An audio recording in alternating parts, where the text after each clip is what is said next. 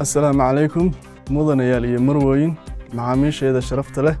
شركة تلسوم iyada oo ka duuleysa muhiimadda ay leedahay in ay macaamiishu helaan fursado gaar ah oo ay kaga faa'iideysan karaan adeegyada casriga ah ee shirkadda Telesom kuna heli karaan qiimo dhimis abaalmarin kala duwan waxa aan munaasabadda dhamaadka sanadka 2024 awgeed ku faraxsanahay in aanu daahfurno barnaamijka loogu magac daray la jaanqaad jiilka shanaad kaas oo socon doona muddo bil ah laga bilaabo maanta oo axad ah taariikhduna ay tahay 8 bisha 12 2024 waxa ay ahayd kowdii bishii koowaad ee sanadkan 2024 markii ay shirkaddu si rasmi ah u daahfurtay adeega 5G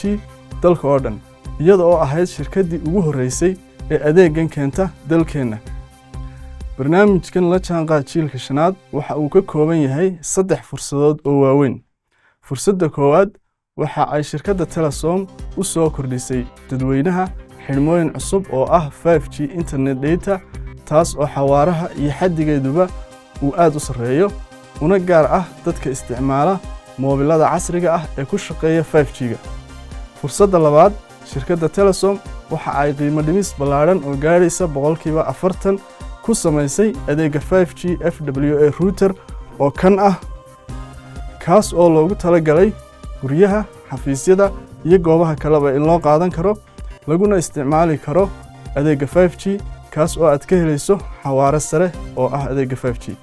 waxa aad ku helaysaa qiimaha aad ku helaysaa waxa weeye $49 oo kaliya oo ah qiimaha gelinta iyo waliba hal bil oo internet bilaash ah oo kula socota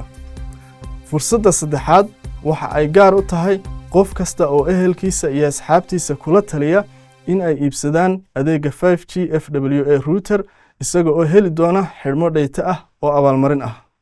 haddaba macmiilkayga aanu jecelnahay si aad fursadan uga faa'iideysato waxaanu idinku soo dhaweynaynaa in aad booqataan bogga gaarka ah ee barnaamijkan ee website-ka Telesom ee shaashada ka muuqda oo ah meesha kaliya ee laga heli karo fursadaha barnaamijka la jaanqaad jiilka shanaad muddada u socdo ku xidhnow baraha bulshada ee Telesom si aad ula socoto kolba wixii cusub ee soo kordha